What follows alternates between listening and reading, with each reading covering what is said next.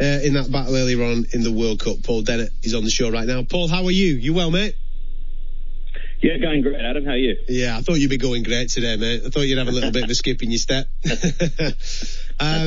Let's go straight to the start of it. Obviously, when England win the toss, they stick you in. You think to yourself, obviously, they've seen something in the pitch. They've seen something in the sky. This ball's going to move around a little bit. Fantastic. But I thought your opening batters dealt with it very, very comfortably. The ball, England just didn't put the ball in the right areas, and you took full advantage and stuck 100-odd on before you even lost a wicket. Yeah, and there's a telling graphic in the ninth over where they showed that England had bowled only, at that point, 3 balls that would have hit the stumps. Jason Behrendorff, in the press conference after the game, said that the Australians made a conscious decision in the innings break to pitch the ball up more. And I think that's one of the key differences, that there were several times where Warner and Finch were almost dismissed, and maybe if that ball had been a yard fuller, maybe it would have got the nick, or it would have got the bat LBW. Finch, for all his brilliance, he must get frustrated with himself, because as soon as he ticks over to 3 figures, he ends up throwing his wicket away again. Yeah, it's a good problem to have, though, isn't it? Yeah, it is. Yeah, I'd love to have that problem myself, mate, to be fair, pal. Because up until the point of throwing his wicket away, he was absolutely sublime. He was, and it's a remarkable turnaround from him and from the entire Australian side. His actual position in the side wasn't certain even a few months ago, that there was talk of what's Australia going to do, that they might have to drop their captain in the lead up to the World Cup because he just wasn't getting any runs, and it's all come good for him. And it's all come good for the Australian side. I mean, it was a year ago that England got 481 against Australia, and Australia didn't even get half as many in reply. England won the series 5-0, and Australia just looked so far off the pace that as an Australian fan, it's somewhat hard to believe that now suddenly the team's qualified for the semi-finals. What has changed then? What has changed in that year? Is it a mentality thing? Well, partially. I think that they talk about the fact that for a while there, they were trying to imitate what England were doing. They were thinking, right, this new normal is where even 350 might not be enough. And so they were picking players like Darcy Short and Chris Lynn, who are very good players, but they were picking them with that intention in mind. I think they made a conscious decision a little while ago to say, we're not going to be able to play that way, and maybe in the World Cup that's not the right way to play. Let's go back to a little bit more of a 1990s-style approach initially, get the runs conservatively, build the platform and go ahead, and take into account the fact that when you're only playing one-off games and it really matters, it's very different to when you're playing a somewhat meaningless 5-match series when you can just keep on hitting through the line. Regarding your bowlers, I thought they obviously put it in the right spots. As you just said there, in the tea break, there was a conscious conversation about obviously sticking it up a little closer to the batsman in order to hit the sticks, and they most certainly did that.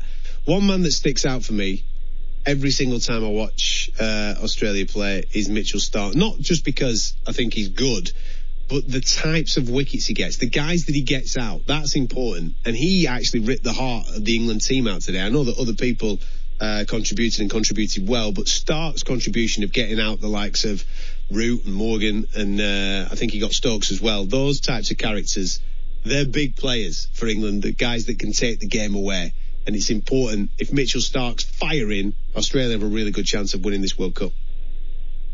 It's a really good point, because as an Australian fan, I can tell you that just before Starc got Stokes out, I was actually starting to think that Australia were going to lose the game. It seems silly now that the win was so comprehensive, but Stokes was batting so well, he was dealing with Pat Cummins really effectively. They threw the ball to Starc, and I thought, if Starc doesn't come on and get some reverse swing, Australia could be in a little bit of trouble. And that ball that he bowled Stokes, for me, it's just about the ball of the tournament, rivaled by the ball he got Joe Root earlier on in the match. So, yeah, phenomenal performance from Starc. How far do you think you can go? Well, I mean, it's a strange tournament that you play for 5 or 6 weeks, and the matches, they matter. You can lose a few games. It all comes down to 2 big games now. Australia has a really successful record of semi-finals in World Cups. We've been to the semi-final 7 times. We've got to the final 7 times. So you can look at it 2 ways. You can say that run's got to end sooner or later, or maybe Australia does do tournament play rather well. I think that I've been saying throughout the whole tournament that England are the favourites, followed by India and a gap to Australia. I think I'd probably put India now as favourites, but I certainly don't dismiss England. I think that even though it's all doom and gloom at the moment, they may only have to win one more game and could still qualify. Obviously, they'd like to win both games, and that would make sure that would assure them of qualification. But if they lost to India and then beat New Zealand and qualified, they'd be a very, very dangerous side in the semis. With the way that it's looking at this moment in time, Paul, do you think the current top four, obviously yourselves are through, you've got New Zealand, India and England, that will make up the semi-finals, or do you think someone like a Bangladesh could sneak in? I think that the likely semi-finals is still that England will be in fourth place. Pakistan, I think, are the ones most likely to threaten. Okay. The game tomorrow against New Zealand is going to be massive. If Pakistan can beat New Zealand, they then have the game against Bangladesh, and that could be a crucial game because Bangladesh have to play India. There'd be a chance of beating India, but I think that, if I had to say who would be an upset in terms of getting fourth, it would be Pakistan. But England it's still best to lose. They are still, according to the betting, very much more likely to come fourth than any other side. Regarding England's injury, which has obviously been well documented, the Jason Roy injury, how important is he to the momentum at the top of the order? I mean, because we saw Vince go second ball today. You know, we need, like you had today, a fantastic opening partnership to lay the ground rules, so therefore it kind of gives lads coming down the order a bit of a free hit at certain things, and Jason Roy most certainly does that. For you as an Australian looking into that England side, how big of a miss is he to the England batting lineup? Oh, he's a significant miss, and I think Alex Hales was a miss as well. That for me, there seems to be a gulf in class from Roy to Vince. Having said that, there's some chatter about playing Roy against India, even if he's not fully fit. And I don't think that's the right way to go because there's no runners in cricket these days. If he pulls his hamstring again, then he effectively has to retire hurt. He might be injured for months. I think that would be a step too far. But Vince's position, I think, does have to come under serious scrutiny. They don't have a ready-made batsman to replace him, but maybe they bring Curran or Plunkett into the side and rejig the batting order, either open with Root or throw Moeen Ali up the top of the order. I think that's probably a better option than Vince at this stage. Well, that's what I was going to suggest to you, because we're quite fortunate that we do have quite a lot of talent in the batting lineup, of which can bat all over the place. I mean, I've even seen Walks bat at 3 in this particular tournament. We've seen, as you just mentioned, Moeen Ali. Moeen Ali would be the one for me to stick him a little bit further up the order.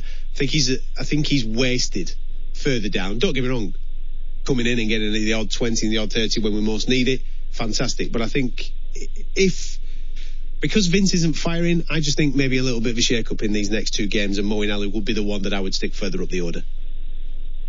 Yeah, there's a strong argument to open with him and say that he plays best when he plays with freedom. I mean, he was really good in the IPL. I don't think he's at his best when he comes out and he has to sort of restrain himself, and then he's just not sure of the right way to play. If he was to open, and I think India would be disappointed if he was to open because they'd be a little bit wary of him. If he gets a little bit of luck early on and plays that beautiful free-flowing style of his, then, that could be a real ace in the pack for England.